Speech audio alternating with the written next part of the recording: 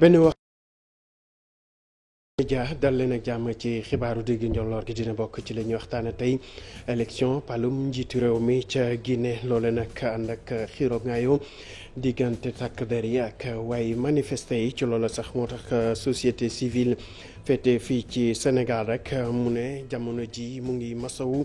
ñu fekk ba foofee ca Guinée di sàkku nag ci waa CEDEAO ñu jóg rek def li nga xamante ne moom la ñuy xaar ci ñoom nee nañ nag lépp lu aju ci wàllu troisième mandat dañu war a def kem kattan ngir ñu jële ko ci espace CEDEAO dinañ jëlu tamit foofee ca diwaanu Pikine gannaaw xiro ngaayo yi nga xamante ne amoon na fa démb rek diggante ña fete ca mairie ba ak ñenn ci askan wa loole nag ki nga xamante ne mooy jëwriñ ba di maire Pape Gorgui Ndong indi na ci ay leeral gannaaw ba mu ñaawlu li ni mel nee na dinañ def kem kattan rek ngir lépp lu aju ci wàllu site boobee ñuy woowee site Wat Gaynde ak itam ci cimetière yi comme ni ko sàkkoo rek askan wa ñu def ci kem kattan bi ku ci nekk mën ci gis sa bopp. dinañ wax tamit ci kuréel bi nga xamante ne moo ëmb mareyeur yi féete fii ci Sénégal ñoom nag àdduwaat nañ nag jëmale ci lu aju ci licence de pêche yooyee ñu jébbal yenn bateau yuy fekk baax bi ci réew ñoom nag li ñu bëgg rek mooy ñu fësal liste bi nga xamante ne mu dëxëñ bépp bateau boo xam ne rek am na liste bi bu ko defee rek ñu mën a indiwaat ab dal ci boobule fan ndax gis nañu rek jamono ji moom am keesu sardine doon na lu jafe ba tax na rek ñuy sàkku ci kilifa yi ñu gaaw indi ci safara. dinañ wax tamit ci mbas mi ak tolluwaayam ak li nga xamante ne ab njàngat boo xam ne rek soxna yi bokk ci association bi ñu duppee juriste sénégalais yi ñoo ko fësal ñoom nag dañu gis ne rek am na wàññeeku bu baax a baax ci ni nga xamante ne fitna yi ñu doon nemmeeku ci waayu aji waay dencante yi loole nag terewul nag jafe-jafe ci wàllu koom nemmeeku nañ ko ci ay kër yu bëri ba tax na rek ñoom ñu ngi sàkku rek ci kilifa yi ñu gën a biral li nga xamante ne moom la ñu sumboon ngir taxawu ñooñee mbokk yi li mooy ponk yi gën a fës boo leen taaxir loo ñu yaatal ko.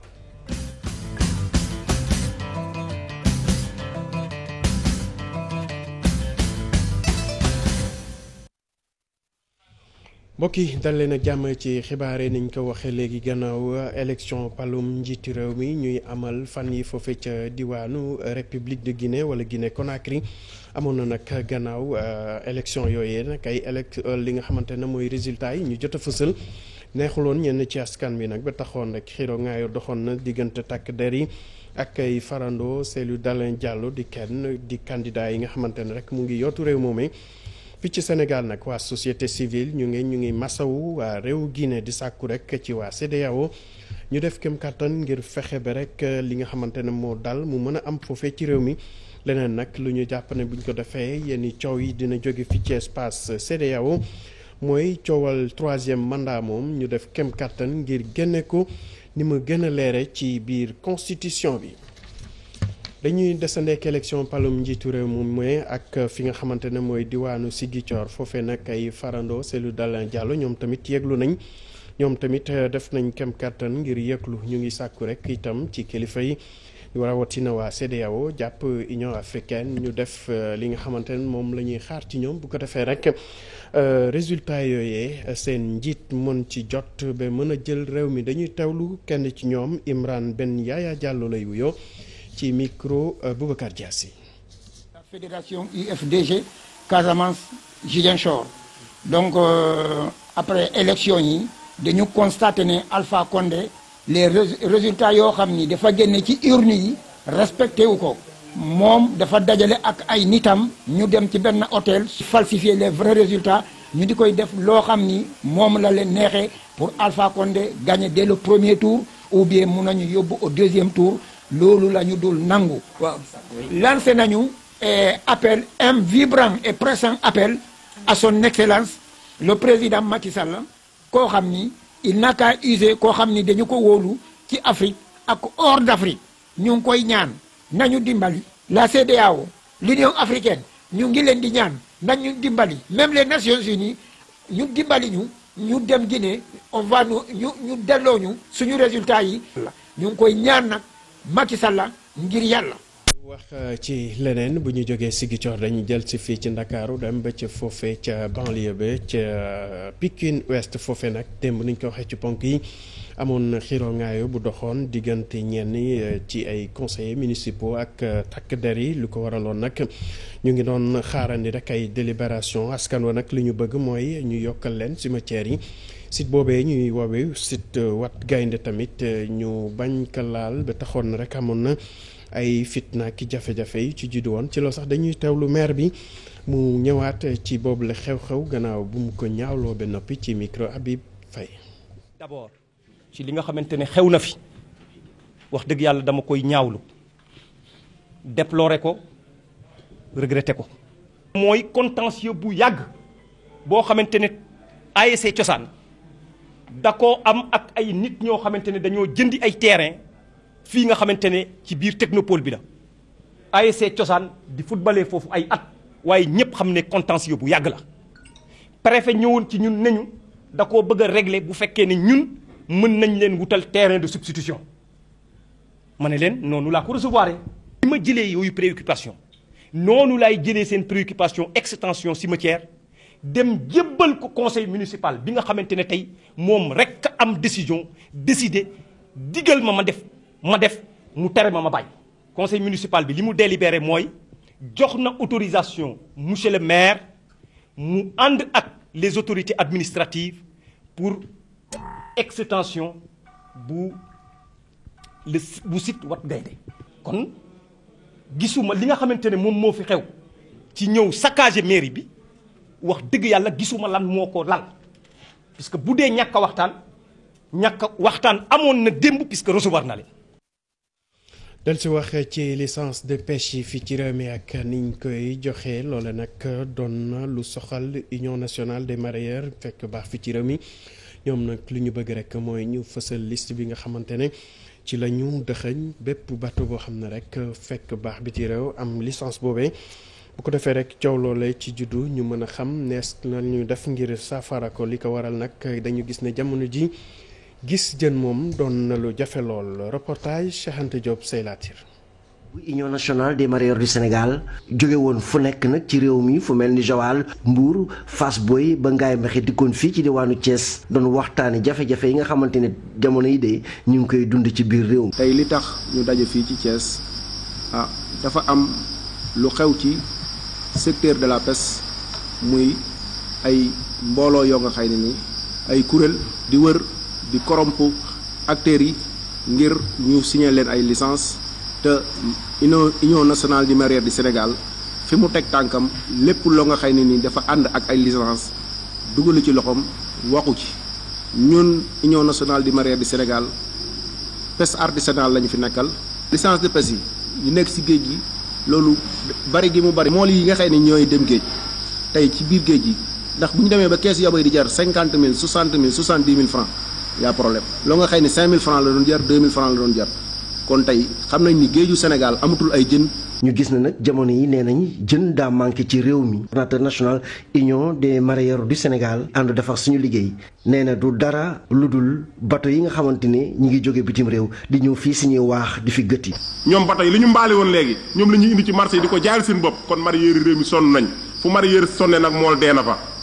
te ñun nag mool yi ñooy suñuy mbokk ñooy suñuy doomi ndey. ñoom sax nee nañ noppiwuñu tey ji nag toog daañu wër fépp foo xamante ne mareyeur mi ngi fa ci réew mi ak nappkat daañu fa dem gën leen a leeral jamono yi jafe-jafe yi nga xamante ni nappkat yi ak mareyeur yi ñu ngi koy am ci réewum Sénégal. Cheikh Anta Diop desandi di wax ci lu aju ci wàllu géej gi ak coow li nga xamante ne moo juddu woon gannaaw site bi ñu duggee Nduxumaan te mu nekk ci diwaanu Mbour foofee nag amoon na coow li ci juddu rek ci diggante ñi nga xamante ne ñooy xeexal lépp lu aju ci wàllu alam beek directeur yi feti ci port ak itam waa DPIOT loolu nag nee nañ dinañ fësal rek li nga xamante ne moo bàyyeekoo ci àtte bi fukki fan ak juróom-ñeent ci weeru novembre ci seen teewaayu maître Doudou Ndoye bi nga xamante ne mooy layul association boobee nag ñëwaat na ci bi nga xamante ne mooy verdict boobu ak directeur généraux yi nga xamante ne kenn teewu fa woon tey ci micro Abdourahmane Diallo. dagan na port kenn mënu koo tere mu am ay nit dañ siy liggéey muy am njëriñ si Sénégal wante boo bëggee def port boo xam ne da ngay mëdd mëdd dëkk ya fa ne yëpp boo leen mëddul nga yëkkati poussière bi ba mu dal seen kaw ba ñoom ñëpp ñu feebar dee kooku doo ko xool noo koy defaree defaral ay nit ba pare rey nit ñi kat musiba la defaral nit rey ko kon kay defaraloo ko kon nañ fexe nu ñuy defaral nit ñi sàmm seen bakken sàmm seen wér-gu-yaram jamono ji ñuy toll xam nañ fa nu féete ñun àddina bi yëpp si mbiru wér-gu-yaram boo si bëggee yokk lii nag ba pay ne gars yi dama leen di defaral loolu xaw na doy waar. maître verdict bi le 19 la lan ngeen ciy xaarandi. la may xaar ak li ma soxla mooy juge bi àtte mu ne ñu tànn naa nit koo xam ne dafa am xam-xamu loolu yebal naa ko foofu mu xool këyit yëpp xool projet yi xool plan yi dugg si gouvernement bi dugg fu nekk ñëw defal ma rapport man juge bi pour wax ma lañ fay def lu muy jur ñun loolu rek ñu fi andi. waayam fii ci réew mi ñu ne nag jot nañu amal lu toll ci junniy test ak ñetti téeméer juróom-ñaar fukk ak juróom-ñeenti nit ñu saytu ci loole nag ñu jàpp ne rek am na fukki nit ak juróom-ñaar yoo xamante ne amee nañu doomu jàngoro ji ci loole nag am na ci ñoo xamante ne daanaka ñeent yu bàyyeekoo ci cas importé yi ak juróom-benn yu bàyyeekoo ci transmission communautaire dañuy teewlu professeur wala docteur Mamadou Ndiaye mu ñëwaat ci point du jour. junni ak ñetti téeméer ak juróom-ñaar fukk ak juróom-ñeenti test yi ñu def fukk ak juróom-ñaar ñoo ci positif yooyu am nañ ci juróom-ñaari cas contact mooy ñi jot ci mbas mi fekk dañoo jaxasoo woon ak ñu yore doomu jàngoro ji am nañ ci ñeent malade yu jóge bitim réew te ñu ngi duggee ci aéroport international Blaise Diagne bu Diass am nañ ci juróom-benn cas communautaire mooy ñi jot ci doomu jàngoro ji waaye xamuñu fi ñu ko jëlee walla ki leen ko wàll ñooñu nag seen lim nii la tëddee Dakar Plateau am ci ñaar Liberté 6 am benn Parcelles Assainies benn Thiès benn ak Yëmbal am ci benn juróom fukk ak juróom benn si malade yu ñu entré woon hôpital wér nañu bés ni ki tey dinañu génn bu ci yàlla àndee ñeent malade ñoo nekk réanimation benn malade ñàkkul bakkanam bu su démb alxames ñaar fukki fan ak ñaar ci weeru octobre bi ñu nekk ñeneen ñi des hôpital ñu ngi am tan ci bésu tey dalee ko ci kaa bu njëkk ba Sénégal wàññi na fukki junni ak juróom yu teg juróomi téeméer ak ñaar fukk ak juróom si malade ñi nga xam ne jot nañ ci doomu jàngoro ji ci ñooñu fukki junni ak ñeent ak juróom-ñett fukk ak ñaar wér nañ si ñett téeméer ak ñaar fukk ak benn ñoo ñàkk seen bakkan mu des junni ak téeméer ak ñaar fukk ak benn ci lalu hôpital yi wala ci loxo docteur yi. coronavirus ak jafe-jafe yi ci bàyyeekoo mënees nañu wax ne nag li nga xamante ne mooy jafe-jafe yi ñu doon nemmeeku xiiro ngaayoo yi ci diggante aji waaye dencante yi dafa wàññeeku woon bu baax a baax ci jamono ji nga xam ne rek ñu ngi doon amal confinement bi wala ci bëri ñu ngi doon toog seen kër yi bokk ci def télétravail ci loole nag. nemeeku bi mooy tamit am na jafe-jafe ci wàllu koom yu ñu nemeeku bu baax a baax loole nag association bi wala kuréel bi ëmb soxna yi nga xamante ne ay juriste moo ko fësal gannaaw rek ab lël bu ñu doon amal ci teewaayu Modou Fall ak Boubacar Dione. njaboot gu bëri la Covid bi laal crise sanitaire bi nag indi woon ci état bu Sénégal mu jël yenn ci mesures yi bokk na ci confinement partiel bi boobu les mesures nag indi ay violence yu ñu nemmeeku ci wàllu genre bi ñu ci gën a gis nag. moo di bi nga xamante ni rek wàllu koom la. xeetu mettital bi gën a fës mooy mettital bi jëm ci wàllu koom maanaam ñàkk a joxe dépense ñàkk a toppatoo ak ñàkk a taxawu njaboot gi loolu moo ci ëpp. ñu demaat ci beneen pàcc mettital bi nga xam ne moo ci topp mooy mettital bu jëm ci wàllu xel ak wàllu xol ñu koy tuddee violence psychologique. beneen bi ci toppaat moom moo jëm ci wàllu violence physique maanaam mettital ci yaramu nit ki moo xam xeex la wala gaañaate wala dara. góor ñi. bokk ci ñàkk koom gi gën a laal ñoom daanaka confinement bi yëpp ñu ngi woon sous pression. ñu am nañu pression ci wàllum joxe dépense bi parce que comme lu ma ko waxee woon confinement bi dafa ak wàññi activités yi surtout ñuy liggéey ci domaine informel bi je pense que te domaine informel bi boo jël Sénégal boo jëlee fukk di liggéey juróom-ñett ba juróom-ñeent ci informel bi. li jaaxal ñëpp moo di wàññeeku bi nga xam te ni moom la violence conjugale yi am ci période bi lay ak li nga xam te ni. moo di violence sexuelle. mais li nga xam ne nemmeeku nañ ko nag te xam ni wax dëgg yàlla man jaar nañu sargal ko mooy violence ci wàllu way dencante maanaam mettital dencante boobu dafa wàññeeku xëy na li nit ñi toog seen kër gën a waxtaan ak njaboot gi loolu am na loo xamante ni jàpp nañ ne ci analyse bi loolu am na njeexital ci biir loolu li gën a wàññeeku tam ñu gis ne violence sexuelle yi. association des juristes sénégalaises moom nag amal ay recherche qualitative yoo xam te ne rek ñu ngi sukkandiku ci seen bitik ci yenn gox yu ci Sénégal ñu jàpp ni rek yenn mesures yi nga xam te ni ci wàllu confinement te ñu jël ko bokk na ci lu yokk inégalité ak vulnérabilité bi am ci diggante góor ak jigéen. lu faal des ci lu aju ci mbiru coronavirus boobee rek ak li nga xamante ne dafa wàññeeku bu baax a baax mooy tolluwaayu feebar bi fii ci Afrique jamono jooju nag ci diwaanu Europe moom dafa yokk bu baax a baax lu ñu jàpp ne fii ci Afrique moom li nga xamante ne rek mënees nañu jàpp ne moo am njeexital boobee mooy li ñu duppee immunité collective ab lël may na leen tamit ñu waxtaan nees def ngir mën a am ab vaccin maanaam ñàkk boo xamante ne rek ku ko jëfandikoo mën a mucc ci bile mbas Pape Farañing ak Youssou Baro teewe woon nañ boobu leen ndaje.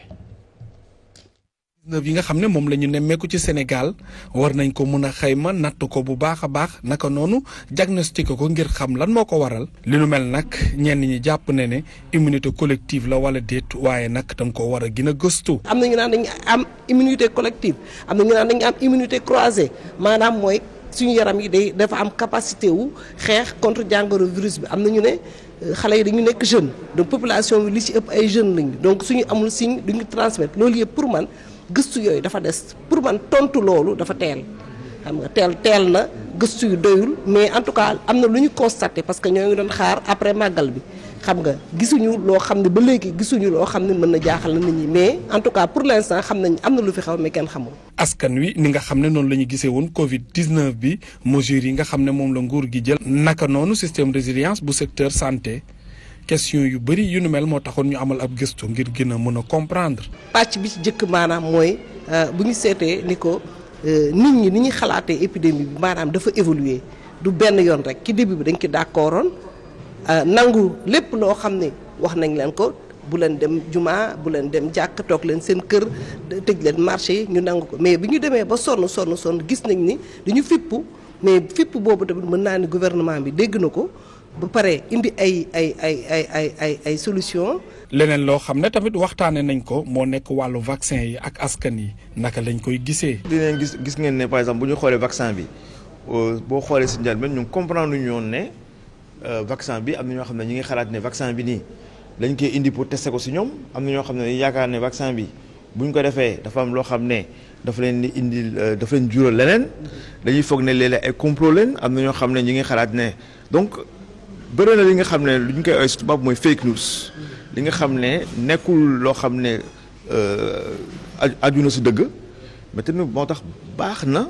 ñu ñëw waxtaan ak askan wi bu wax leen li nga xam ne moo baax si ñoom ak li nga xam ne moo baaxul si ñoom. bëccëg bi ñu jagleel nag wàllu Covid 19 science sociale ak santé publique loolu tax na ñi nga xam ne ñoom ñoo ciy jëngu daal di waxtaan bu baax a baax ci thématique yu bëree bëri naka noonu ak xalaat yu yees yoo xam ne dinañ ko am mun a anticiper ci yeneen pandémie daal di ñëwee. Pape Farañing ñu dem ba ca diwaanu Bawol wax ci mbayum dër bi foofe nag gis nañ ne bëri na ñoo xam ne ñu ngi yëngu jamono ji rek ci wàllu maraîchage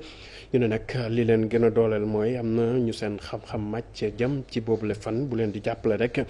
gannaaw liggéey bu mucc ayib buñ ci def loolu nag nee na buñ ci noppee rek ak njàppandalu seeni ay partenaires dinañ def kem kàttan ngir askan wi yëngu ci boobule mbir ñu mën ci gis seen bopp Babacar Diouf Ndongo Ndiaye. ci ginnaaw kenn mënutoon a xalaat ne dinañ mën a jëmbat ay garab yu meññ ci xolu réew mi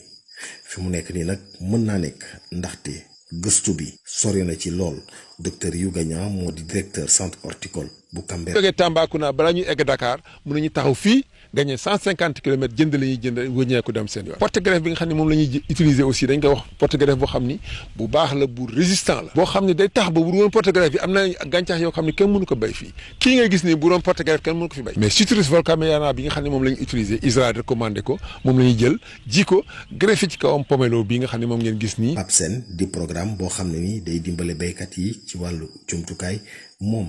taxaw na pour former ñi nga xamante ni ñoom ñoo nekk ci mbéy mi ci àll bi. docteur Ibrahima Sarr chargé de formation ci ISRA bu Bambey. Dans le cadre de ce catalogue là nous avons 8 formations qu'on doit dérouler, dont la première formation constitue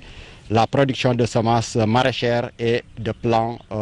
horticoles, fruitières du maïs. fukki ferme agricole la Pape Sène nar a taxawal ci li nga xamante ni mooy zone centre bi ki ko xamle di Kalidou Kane moom moo di coordonnateur Pape Sène zone centre. wala forage tabax fa aussi ay magasin maintenant si juróom-ñaar fukki yooyu donc déjà ñu ngi fas yéene def si région de Diourbel ñaar fukki tool yu mel noonu région de Fatick fukk ak ñaar région de Thiès fanweer ak juróom-ñett maintenant nag si juróom-ñaar fukk yooyu am na fukk ak juróom yoo xam ne léegi ñu tàmmali liggéey bi maintenant si fukk ak juróom yi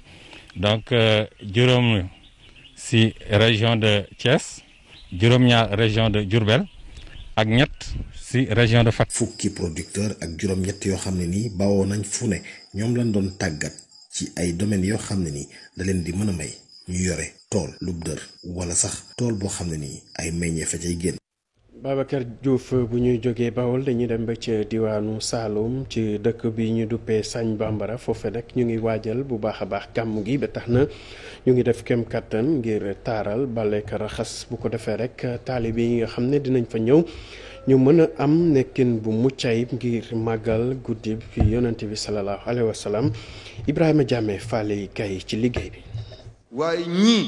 ne leen yërëm te yàlla tax. lii wutale nag gàmmu Sagne Bambara ren jile ak yi weesu moo di absence su ki nga xam ni moom moo di kilifa dëkk bi Cheikh Mouhidine Samba Diallo déddu àdduna ci weeru avril ba ñu génn waaye nag taalibe yi jàpp ne jëmm ji gisatuñ ko waaye góor gi mu ngeek ñoom ba tey. li ciy xawal lent tuuti xëy na ci xalaatu doomu aadama yi ba tax question yi war a mun a bëri mooy absence su sëriñ bi waaye nag sëriñ bi n'a jamais été absent et ne sera jamais absent. jëmm ji làqu na wéet mën na cee nekk waaye amuñ si kenn mu ngi ànd ak ñun. ñu ne nag taxaw nañ tembe ngir assurer relève bi seen mbëbët moo di organisation bu mucc ayib bu gàmmu bile ñu tàmbali ko nag ci seetal dëkk bi. li nga xam moom mooy wàccaayu gàmmu gi comme nam daan demee dina ko raw incha allahu taala li tax ma ne dina ko raw mooy saañ bi nga xam fan lañ ko doon gàmmoo amoon na benn xat-xat boo xam ne bi surface bi attanatut woon pèlerin yi nga xam ñoo ngi gàmmu si. de telle sorte que finalement pour nga organiser ko embouteillage bi da daan bëri fii nag ku fi yegg si ku ne xam na ne yaatu na. comme ni ko yeneen kër kilifa yi diine yi jàppee nag daal di taxaw bu baax a baax lii di wërgu yaramu askan wi noonu la organisateur gàmmu Sagne Bambara taxawee jël ay dispositions yu mot sëkk ngir fagaru ci lii di pandémie coronavirus. suñuy première acte suñu première réflexion ci loolu la gën a nekk ndax balaa ne di julli daa wér balaa ne di woor daa wér balaa ne di liggéey daa wér. te comme dafa lëmbe àddina yàlla dimbale nañu Cheikh Mouhidine jàngaloon nañu contexte bu mën a présenté wu ci suñ kanam rek dinañ xam naka lañ koy affronter. ren jii nag gàmmu Sagne Bambara dañ ko daal di toxal ci dëkk bi ñuy duppee si xaay bi nga xamante ne dëkku diine la te xalif bi dëddu àdduna di Cheikh Mouhidine Samba Diallo daal di koy aménager foofu le sax lañ ko jébal boromam. Ibrahima Diame bu ñu jógee foofu dañuy dellu siin foofe nag fekk fa Buur Siin ñoxo Baay Diouf jox ko kàddu gi mu ne jamono ji nag ñu ngi def kem kàttan ngir xeex bi nga xamante ne wala fitna bi ñu nemeeku ca diwaanu Casamance ñu dugal ci seen loxo bu baax a baax su ko defee nag fas na ci yéene ànd ak ci mbokkam ak association bi ñuy duppee Ngel Séeréer bu ko defee ñu def kem kàttan rek ngir mën a yëngu bu baax a baax Aminata Goudiaby Abdou Karim Bey xam ni nag moom mooy Buuru Siin nee na conflit bi nga xam ni moom moo am ca Casamance te yàggu loolu moom bokk na ci li nga xam ni yitteel na ko moo tax nag mu ni dafa fas yéene sóobu dugal loxoom ci nit ñi wutee jàmm foofee ca Casamance bu yàggul dara sax mu ni dana amal ab caravane boo xam ni dana jaar ci dëkk yu bëri laata muy egg Casamance ngir sensibiliser askan wi ci jàmm joojee. bu fekkoon ne pour ma joxe suma bakkan mu des foofu ci Casamance am la paix dinaa ko def te xam naa ne suma mbokk joolaa yi bu ma demee ñaan leen xëy na dinañ ma may loo xam ne mayuñu ko kenn parce que li ñu nekkee man neexul benn séeréer Casamance moo gën a rafet ci Sénégal bu fa xeex bi jóge woon rek lépp lu ñu bëgg ci Sénégal dinañ ko am donc ñun siin ñun séeréer li ñu bëgg dinañ sol suñu dàll dem ba Casamance caravane la ñu bëgg a def donc Casamance suñu yëf la suñu problème la. moom mi nag ñi ko fas yéene jàppale ci liggéey boobu moo di waa association Ngel Séeréer Mbogayif Njalik engagement boobu nag ñoom ñu ngi ko jël ci assemblée générale bi seen association boobu doon amal ci Fatick. bu soobee yàlla nag bu ñu paree dinañ ànd ak moom institution royale bi yëpp nañ ànd ak moom ñu dem Casamance bu ñu demee nag ñan la ñu fay fekk mooy joolaa yi communier ak ñoom feetu ak ñoom won leen ne ñun ñooy seen mbokk ñun seeni doomu ndey ñun ñoo ñëw wax ak yéen xeex bi nga xamante ne mooy xeex bi gën a yàgg Afrique ñu teg arme yi ñu teg nganaay yi ci li ñuy yàlla may ñu nekk cousin joola nekk cousin pël ank boobu dem Casamance ndax xeex bi jeex. association Ngel Séeréer Mbogayif Njalik nag ñoom bokk na ci li ñuy gën a dox moo di développement ak itam promouvoir lépp luy cosaanu séeréer ak itam làkkum séeréer. élaboré nañ maanaam li plan de travail boo xam ne dafa yor ay projet de développement parce que comme ni ma ko waxee sànq dañ yaakaar ne li gën a sonal séeréer yi mooy ndóol ñi mu gën a laal mooy ñi nekk mag ñi nekk à la retraite mais aussi jigéen ñi. projet de développement yooyu franchement buñ ko dimbalee ñooñu jeunes yi ñu mun a des foofu mun a liggéey am fu ñu jàpp. ñu nag association bi nekkul ay séeréeri siin rek ñoom ñoo ci bokk séeréer yi nga xam ni ñoom ñoo dëkkee fépp ci Sénégal ci la ñu. Aminata Goudiaby ca diwaanu Sine foofe nag karawaan boobu ñuy dugal wala yëkkati ngir jàmm dellu suuf foofe ca Casamance xam naa dina mën a jaar foofe ca Foundiougne. foofe nag conseil départemental ba taxawu na rek am may jéego ngir taxawu soxna yi jébal leen tamit ay moulin à mil loo xamante ne rek dina mën a yëngu ci fànn yu bëri ñu ne nag liñ ci jublu mooy fexe ba wàññi coono yi nga xamante ne rek soxna yi doon nañ ko daj ci seen liggéeyu kër dañ ci teewlu rek ki nga xamante ne mooy Aminata Goudiaby jox na kàddu gi ñenn ci ñoom. jëndoon nañ daaw juróom-ñetti machine wal mais ren jënd nañ fukki machine wal pour séddale leen ko loolu day dëppoo presque li fi nekk ci 17 communes yi nga xamante ne moo nekk ci département bi. ñu ngi wax ne tamit li nga xamante ne moulin yi la toll na ci fukki millions ak juróom-benn ak juróom-benn ak juróom-ñeenti téeméer ak juróom-benn fukk ak juróom-benn. loolu mooy 16 millions 933 loolu mooy li nga xamante ne mooy moulin yi machine moulin yi machine yi nag dafa am machine buy soq. am machine bi wal combiné la ñu dimbalee ko jigéen ñi département bi comme ni ma ko waxee léegi dafa am jéeri am géej bu ñu jëndee oto pour dox suñu soxla ci jéeri ji mën nañu woon a jënd gaal pour bu dox soxlaa ci géej gi dem te ñun li ñu yor moomuñu ko dañu ko jox kon suñ koy joxe dañ ko war a publier ba ñëpp xam ne li président teg suñu loxo joxe nañ ko. ñu waxaat ak élection palum njiitu réew mi ñuy amal jamono ji foofe ca réew Guinée te mu amoon jàppalante wala rek xiiro ngaay doxoon diggante ñenn ñi farandoo Cellou Dalein Diallo yi ak ñi nga xamante ne ñooy takk der yi loolu nag amoon na sax ñu ci ñàkk seen bakkan ba tax na société civile bu Sénégal ñoom nag yëkkati nañ ci ay kàddu ñu ne nag faw ñi nga xamante ne ñoo waay CEDEAO ñu sol seen daal dem rek wax ak kilifa yi bu ko defee jàmm dellusi ci diwaan ba leneen lu ñuy sàkku rek lu aju ci 3e mandat ñu def kem kàttan ngir Afrique sowu jant moom kenn dootu ko fi tudd Alassane Ba ak Jaafara Ba. nañu taxaw wax li nga xam ne moo ñu naqari ci Guinée waaye tamit di woo communauté internationale mooy mbootaayu xeet yi ñu bàyyi xel li am ci Guinée. ñi ngi woo CEDEAO aussi mooy kuréel gi nga xam ne moo lënkale réewu Afrique sowu jant yi CEDEAO vraiment ñu taxaw ñu gën a féddali seen taxawaay ci li am Guinée bañ a toog rek mel ni ñoom dañuy jàppale ñi nga xam ne ñooy noot waa Guinée yi. dañoo war a woote ci lu mu gën a gaawee sommet boo xam ne nii sommet CEDEAO lañ koy wax état yi 15 yëpp daje fa chef d'état yi daje fa ñu waxtaanee li am Guinée ba am solution boo xam ne ni dinañ ko trouver. tey ji bu amee ay frontières tubaab yi la waaye Afrique. peuple africain benn la moo tax liy xew Guinée mënuñu ci toog seetaan ko waaye dañu jàpp ne war nañ mën a régler problème mu ñetteelu mandat yi ci Afrique boo xoolee ca mai 2015 ca Ghana ministre affaires étrangères yi nekk ci CEDEAO dañu regroupé woon def proposition limiter mandat yi ci Afrique à ñaar tey ji les peuples africains dañu war a dem dans ce sens pour que au sein de la CEDEAO ñu dugal ko ci protocole additionnel de la CEDEAO ci lu jëm ci wàllum démocratie et de bonne gouvernance je crois que buñ ko dugalee foofu ci nga xamante ne mooy protocole additionnel u CEDEAO bu comporter affaire démocratie bonne gouvernance problème mu mandat yi day jeex. ñu yegg si ci ponk mujj bi ci xibaar yi ak li ci yéenekaay yi Mamadou Mohamed Ndiaye.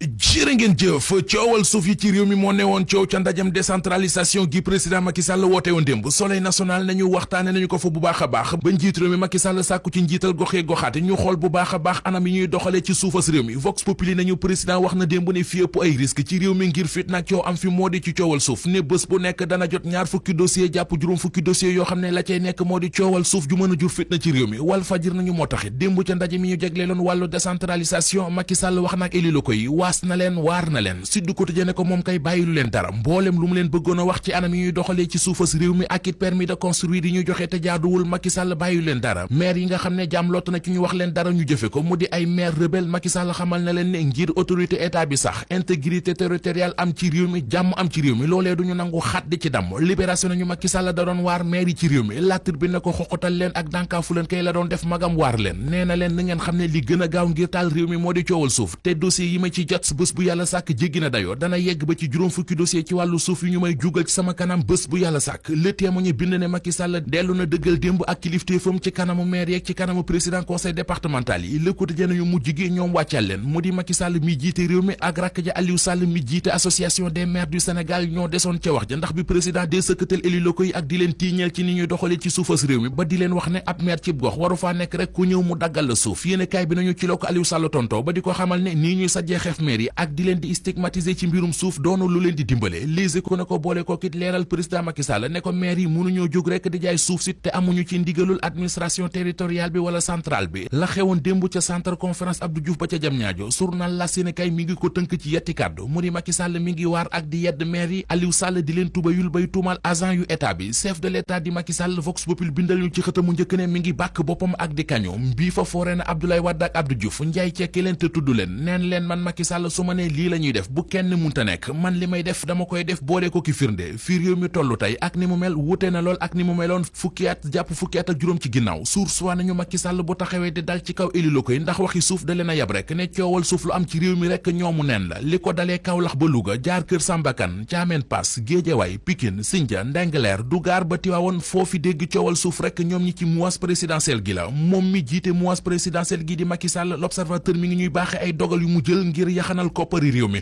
ubbil yéenekaay bi ginnaaw loi des finances bi ñu adopté ba yóbbul ko député yi ci assemblée nationale yéenekaay bi nee nañu léegi ministre bu nekk ak directeur général bu nekk say dépense sàkkal nañu la fu muy yem ñu yem ci xët mu njukk enquête yéenekaay gis fay xibaar yu jëm ci réewum Côte d'Ivoire gi tàkk guddi yu ñu toll journal bi nee nañu réew maa ngi gën di gasax ni fukki doomi aadama ak juróom faatu nañu fa ñu gis fa ay milices yu taxawaalu ca mbeddi dëkk ba ak seeni ngànnaay situation ba am ca Côte d'Ivoire journal bi nee nañu moo waral ñu teg fa ab couvre-feu bés bu nekk 7 heures ci ngoon ca la askan way fatu ba 6 heures ci suba bërki dem bu ci digg bëccëg gi manifesté yewoon ca buntu ambassade du Guinée fii ci Ndakaaru préfet bu Ndakaaru wax na ci latir bi nañu li mu ci wax moo di nee na ku bëgg a manifesté te na nga wut autorisation ba ñu jox la ko lu ko may ku fi manifesté te bu ñu la jàppee dinañu la génnee réew mi di Sénégal bés bu nekk ak bi fi xew yëral xët mu njëkku libération journal bi nee nañu ci jamono ji ñuy waxi chef de bureau poste bu Dakar Étoile bi wiide woon keese ba mu ne wëng jox ab sëriñam la xew ca grande poste moo gën a yéeme ne receveur ba moo ne tungaañ 100 millions maanaam téeméeri millions ca kees ga dem ak moom.